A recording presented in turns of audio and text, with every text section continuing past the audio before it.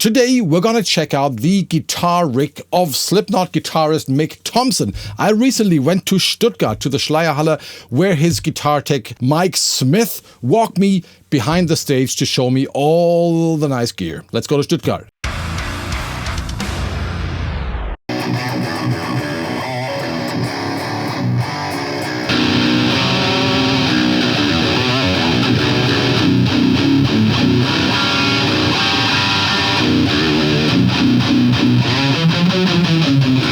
Now we're gonna have a look at Mick Thomson's live rig here at Schleierhalle in Stuttgart, and I'm here with no other than the amazing Mike Smith, who is not only his guitar tech, but also the main guy behind Omega Ampworks. Ampworks, right? Yep. Great amps. You still need to send me one, by the way. I do, yes, I do. We'll get that taken care of. I use the plugin a lot. Like the plugin, the Neural DSP plugin, is one of the few plugins that I actually use sometimes. It definitely has a different voice than a lot of other plugins out there, and that's mainly what we get from most people, is that it's got the feel. Right. And he's also the man behind, or one of the guys behind the DV77. Correct. And the VS... The VM1265, and then potentially some other things with even some different manufacturers. Ooh. Not allowed to talk about it? Not yet. Okay. But let's talk about this. Or where do you want to start? So we can actually start out with Mick's rig. I do apologize about my voice, lost it a while ago. So we've pared down since since what a lot of other people have seen a couple of years ago. Still using an all analog setup. We do have a digital as a backup, but we'll go through that. So we start off with the Shure Accent Wireless, which is pretty much the best one in the industry. Next we go to the JAX 44, which is switching for all the wireless setup for all the different guitars. Then we go to the Crybaby rack wall, which has pretty much been a staple in Mick's rig for probably 15 plus years at this point. And the cable can be how long? Like the remote, this is a remote control? Yes, wall, so a right? lot of people that don't know, this is actually, we use TRS cables that go out front, and essentially what the wall pedals are, they're basically expression pedals. So everything is in here. You can actually tweak this far more than say a standard wall pedal is. Our loom, one cable is 100 feet, the other one's 120 feet. We play big stages, so we got to make sure there's plenty of length there. Nice. From there, I actually handle all of Mick's switching during the show. So whether it be for prosthetics, spit it out, servicing, etc., disaster piece, I do all the switching back here so he can really focus on just playing out front. We're using a very simplified rig compared to what we used to. So we have the RJM Mastermind PBC 6X. From there, we're currently trying out this new Red 7 noise gate, which is pretty amazing. Then we have a couple different things that are constantly moving around. Mick loves fuzz pedals. He loves just noise pedals. Anything that can get pretty gnarly. So. But this one, here you can store presets, all kind of combinations of the plugins, right? Or absolutely. Of the pedals, excuse Correct. me. So if I want to be able to activate the switch channels on the preamp, and put on a different effect and then turn off the noise gate, I can do all that with just okay, one so this button. switches the amps and the pedal chains. Okay. Everything, yeah. These things are pretty amazing, especially for their size. And some of the pedals are in the effect loop, like the phaser probably? Or? Everything is in, we do everything in front because he wants it to be as gross as possible. That's one of his favorite things. He just wants it to sound gross. So everything is pre-distortion, okay. Yeah, so the fuzz pedals, he loves going fuzz pedals straight into a highly distorted amp because it gives a layer that is beyond what you can get with just a fuzz and a clean. Sometimes you can really tweak it based, if you drop down the actual volume and gain a little bit, you can kind of get some HM2 sounds. That's always good. Yeah. So we all need some chainsaw here and there, right? Absolutely. And then, like I said, we're just experimenting with some different stuff right now. We have a jam fuzz pedal, Dead Effects, this is always in the rig. And then we have this Keeley Bubbletron, which is the newest edition that we use to just get real wacky. Filter, phaser, and flanger, and basically during the show when we play a certain song, when he wants it, he gives me the freedom to turn on whenever I want. That's nice. And I sit back here and basically go turn crazy it off while he's playing. Cool. Yeah. So from there, we go down to the OG units that we put back in the rig in 2018. These are the Boss GX 700s. The only way that he can get the sounds from the first album, Force, Spit It Out, Prosthetic, Surfacing, Eyeless, and many others, is with these units. Nothing else on the market can actually duplicate Wow. it. Okay. Wow. So, And you use them for multi-effects, right? yeah.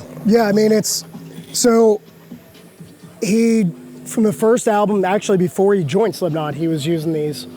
And then basically when he joined Slipknot, he used them, developed all these different sounds. We actually use sometimes the same patches for different songs, just different parts. And hopefully the next album we're gonna implement them. I keep telling him, I was like, let's get weird.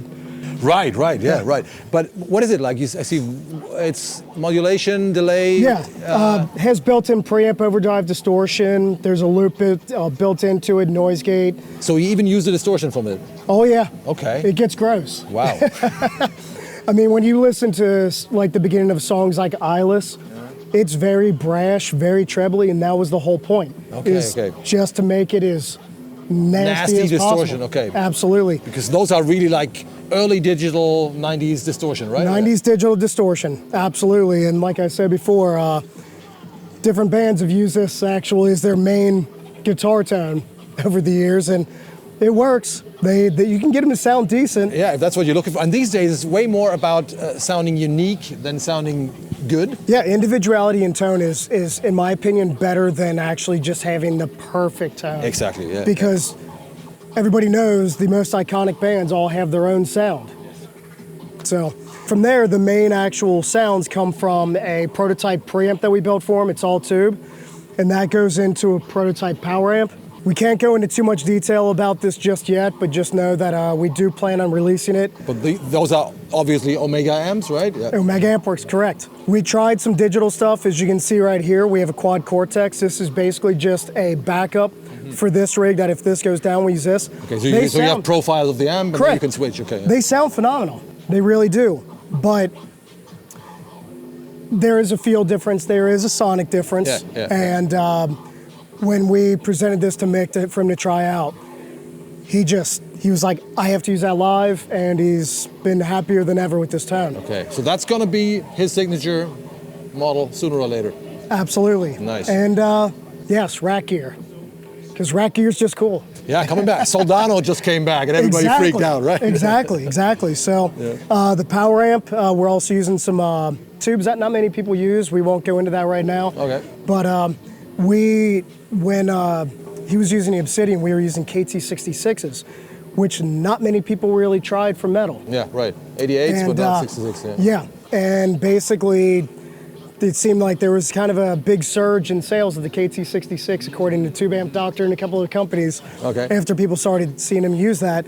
He still loves that tube, but we tried another one out, and he actually likes it more. Cool. A little bit more headroom. From the power amp, we actually go to a 2-notes Captor X, and the Captor X is loaded with IRs that we did in our studio of Mick's signature speaker, the DV77, and of a prototype speaker that we made that is unreleased. Oh, nice. So no real cabs anymore? No real cabs anymore. We used them for years. We had 4x12s in the set cart for years. We used numerous different mics, but the consistency of them living inside the set, getting jostled around, it was a little bit difficult. We want to have the ultimate consistency nowadays, so we tried ours, and Bob, our front of house guy, we dialed it in. He said, don't touch anything. The only thing he has is a high and a low pass, no other EQing whatsoever. Great. IRs are great, first of all. Yes. And also, if you're not standing right in front of the cab, I think the meaning of having a cab like somewhere in the back, yeah. I don't think you feel the difference then, really. No, it's, we did a lot of testing. We made sure that when we were building this rig, when we were in the studio, we were testing back and forth with Mick, listening through wedges of a mic'd cab versus the IRs. Okay, like blind tests and... And there was still a little bit of a difference, but he said if we can tweak these a little bit here and there whenever we want without having to change the mic placement, it makes your life a lot easier, yeah. Exactly. For being on the road, it just makes things easier. I still love cabs. I mean... Same here. Exactly. So, and then we can actually move on to the guitars. Mick moved over to ESP about 2 years ago, could not be happier.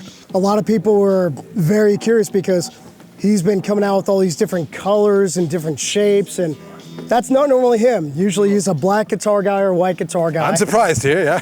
Yeah, we'll actually start off with this one. This is an ESP USA. This is a finish called Jawbreaker. And he said it just looked like a clown got murdered. And it's killer. The M1 is something that he's always loved, just simplicity. He never uses a neck pickup live, even for his solos. Okay. His signature Fishman pickups, the neck pickup is wonderful. Are they released already? They are released. Okay, I didn't know that, okay. Yeah, they're released. He's actually going to be in NAMM. So Me too. make sure you come and say hi. Yeah. So all of his guitars are now loaded with the his signature Fishman set. And That's an active pickup? it is an active, yeah. It's actually using technology that Fishman has never used in any other pickup, but that's all I'm going to say. I'm not allowed to talk about anything else. I'm curious. Yes. Nice. Check it out at NAMM. Absolutely.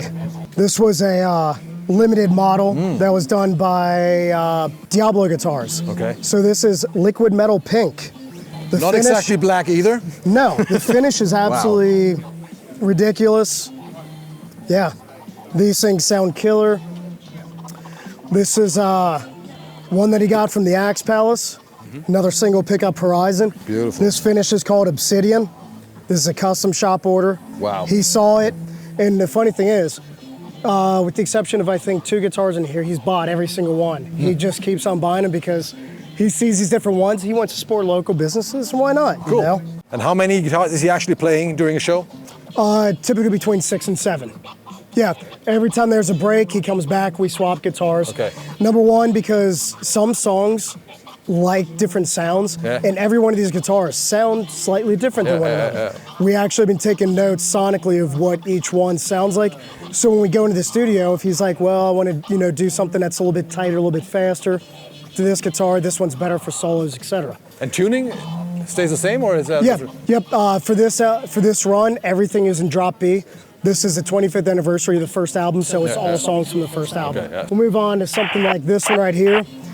This is another single pickup Horizon, which you see this one, and the next guitar I'll show you is kind of where you'll see where the evolution is going. This one right here is the prototype LTD signature model from Mick. He's been so happy with this that he's playing it live. This is one of his favorite guitars. So it's a hip shot, high mass bridge, very cool switching. So it's voice one with the bass shift, voice 2, and also a coil tap. Nice. So you can get all types of different sounds That's with cool. it. With one pickup, yeah. Yeah, Nice, absolutely. I won't go too much into the details. They're going to be releasing that info at NAMM regarding the woods, the construction, the materials, and all that. But just know that this guitar, honestly, it's everybody that gets to play it is pretty blown away by it. I mean, that's a huge difference. Can you switch again? There you go.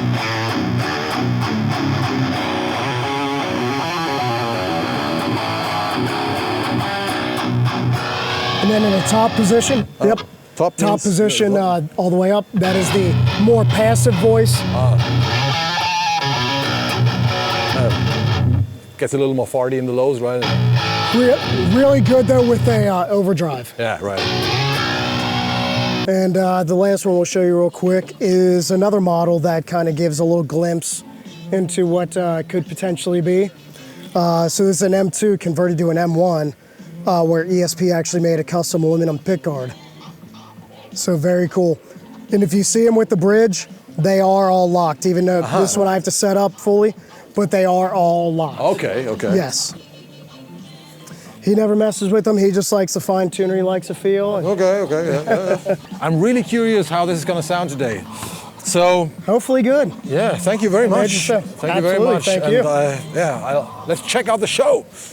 I'm very sorry, I gotta interrupt you here, and I'm afraid you'll have to watch the Slipknot show elsewhere. But I hope you enjoyed this video, this quick and dirty and very spontaneous rig rundown from Stuttgart. Once again, thank you very much to Mike Smith, the guitar tech and the man behind Omega Ampworks. By the way, I really want to check out your amp soon. Send it over. And In case you've missed it, there's another video, a full interview that I did with Mick Thomson himself, where we talk about guitar gear, guitar tones, and just nerd out. I'll put a link here.